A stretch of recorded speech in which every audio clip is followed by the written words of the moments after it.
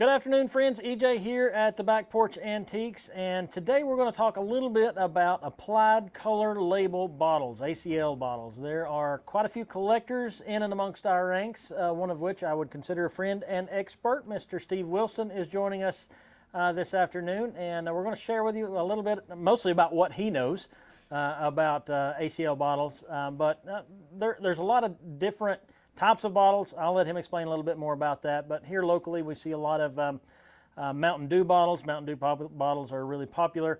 You've heard me talk about those in a couple videos before and how they are labeled by different names and things like that. There are some local collectibles, and I'll show you a couple of those right quick before he gets started. Now, if you'll notice, these two are my bottles, but they're not my best bottles. They're kind of some extras, but they are what we call Greenville bottles, and they're kind of harder to find. If you'll notice at the bottom, they say Greenville, Tennessee on them. These haven't been cleaned up, which just a little bit of a shout out. We may eventually do a video about how to clean these bottles, so keep your eyes open about that. This is an Old Smoky bottle. He has a better example of, well, one kind of kindred to it, labeled from the same bottling company. If you'll notice on the back, it says Greenville Kiss bottle, Greenville, Tennessee. Bottled in the same, I believe it's bottled in the same place in Greenville back in the days. Back in the day, Bluebird's a pretty cool bottle. Steve, tell us a little bit about what you've got here, maybe about the history of ACL and how you came into collecting those. Well, ACLs, as I understand it, as I've studied and read about it, started coming available around probably late 1920s, maybe early 1930s. And they have continued up into the 80s. I've got some bottles that actually have 1980 dates. Since then, there probably is some ACL being done, but mostly it's going to be more of a like a decal on some of the bottles you'll find at like some of the restaurants. So how I started is I collect them as a kid for the deposits. That was a long time ago. I never did that. It's too young. But since I'm quite a bit older, it would bring in some pretty good cash money for a kid.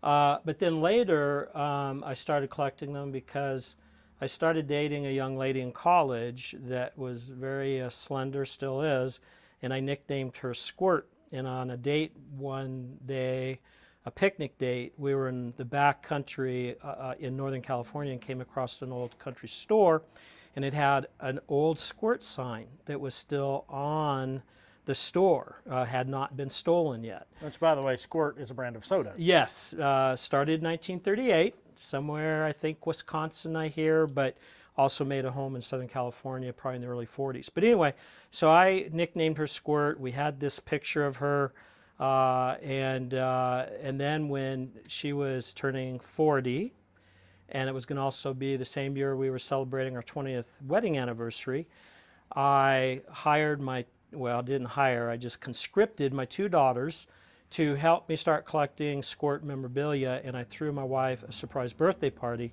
And one of my favorite things to have found was a menu board. In the old days, they used to have menu boards in the little country store restaurants or whatever. And this one was a Squirt menu board. Squirt dated almost everything they put out in advertising. This was dated 1977, the year we got married. Oh, cool. And this top of the sign, the phraseology said, "Put a little Squirt in your life." And so I presented that to her, and I said to everybody, this is what I did. I put a little Squirt in my life. She was pretty jazzed, but that has faded because I have now collected bottles and all kinds of soda memorabilia. But anyway, so here we have an assortment. Some of these are Tennessee-based bottles.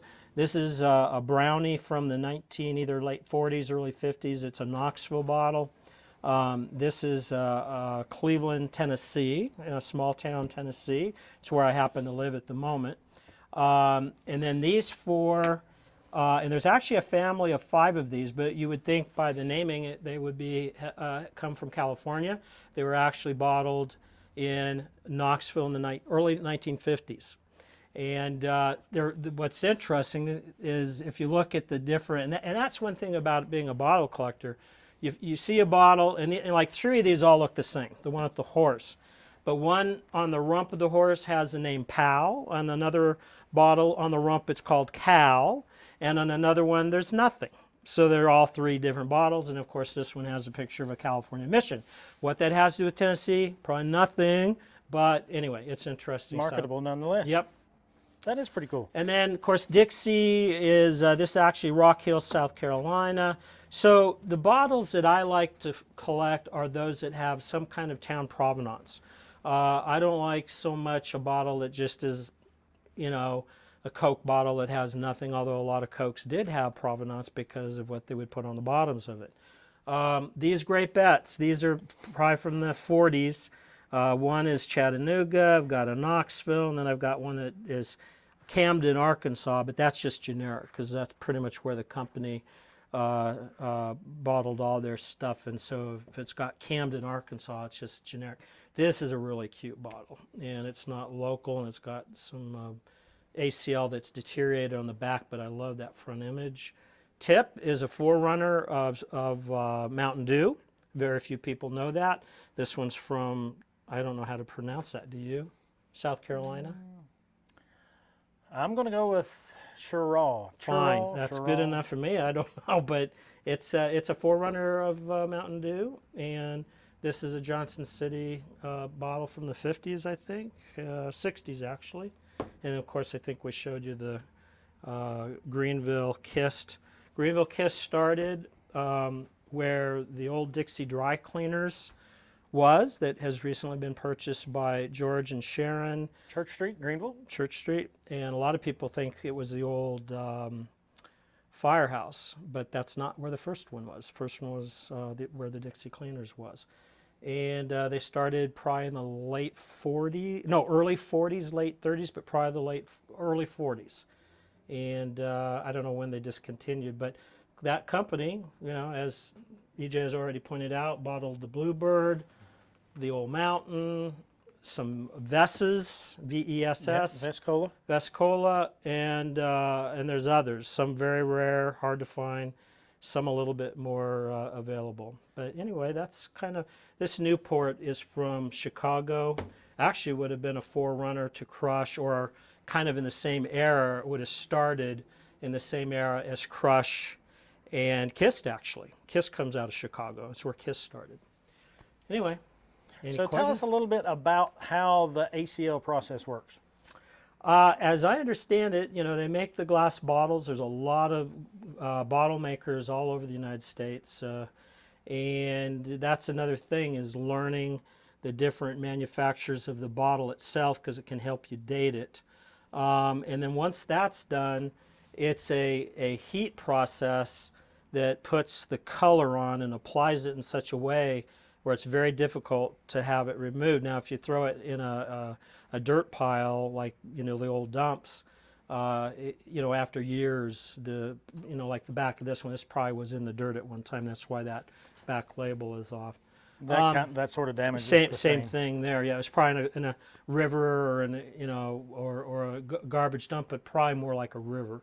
That looks like it was a river bottle to me, maybe. Maybe. But there's people that dig them, and sometimes they find them that are in good shape. The number of colors is important. This happens to be a 3-color label: the red, the blue, and the white. Usually they're going to be 1 color label or 2. That's more common. 3-color or much rarer, because of the number of steps to add each of the layers. Each color would have been a separate step, so it would have cost more money to produce, but they're pretty to have those multiple colors.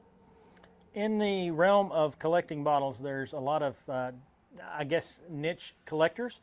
Some people actually collect just the bottle tops. There's a lot of bottle top collectors. There are bottle collectors. Specific soda collectors. How many different Mountain Dew bottles are there? Do you know that number? Okay, so I showed you the book. Yep. And this is just the Hillbilly books. It's that thick. It was produced by the son of one of the 3 gentlemen that bought the Mountain Dew formula from the Hartman brothers out of Knoxville. So it started in Virginia, Marion, Virginia, as I understand it. Somehow got to the Hartman brothers. And maybe some of this story isn't perfectly accurate. But anyway, the Hartmans owned the recipe for the product, used it as a mixer, an alcoholic mixer at first, and then got talked into bottling them. And you can find Knoxville bottles dated the early 50s, maybe late 40s, but the earliest I've ever found is like 51, 52. But they sold it to what is now Tri-Cities bottlers, and there were three main owners, movers, shakers in that company, and the son of one of those has created 3 volumes of Mountain Dew history, which are fantastic. They're not inexpensive, but I've acquired the one that shows all of the hillbilly bottles, anything that had a hillbilly on it. That's including non-ACL. Some of the throwaway bottles, they still had a hillbilly on it. And so even those are included. And the named bottles, I think there's somewhere in the neighborhood of 1,300, 1,400 named bottles, including ones out of country. I had one that was from Australia once that I sold for a couple $100. Didn't know where it was from, but this book helped tell me, and if I was patient, I finally sold it. But anyway, it's like I said, it's a lot of information for those that would want to pursue it. It's a very deep collectorship. Just in Mountain Dew, in a previous video, you've heard me talk about the Barney and Alley bottles. Those are pretty popular, and some of those can sell up $300 to $400. I've seen there's a clear one that goes for over $1,000. I've seen the example of the clear one, and it's over $1,000. So just like anything, the rare pieces are going to command higher money.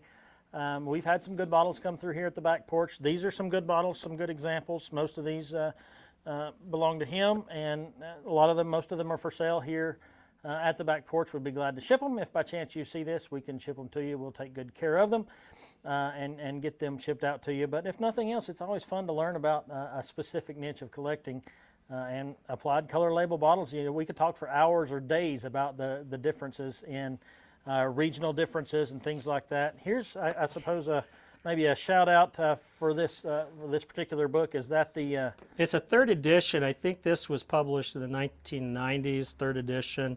I don't think they made a more recent edition.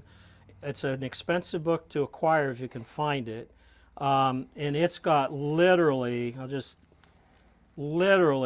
you know, hundreds of different ACL soda bottles that most people have never heard of. I do not own an example of each one of these. However, I own dozens, if not hundreds, of examples that aren't in here. Oh, wow. So it's just crazy. It's just crazy. Yeah, that's pretty interesting. But hopefully, you know, if you're out there watching this video and there's a question you might have that you'd like to reach out to Steve, kind of my go-to expert, we'd be glad to pass that on, get any information back to you that we can. Or if you've by chance got bottles you'd like to sell, or you just want to talk bottles, drop a comment in the comment section or shoot us a message. And as always, if you don't mind, like and subscribe to our channel. We'd sure appreciate that. And I think we've scratched the surface of ACL bottles, and I guess we'll see you next time.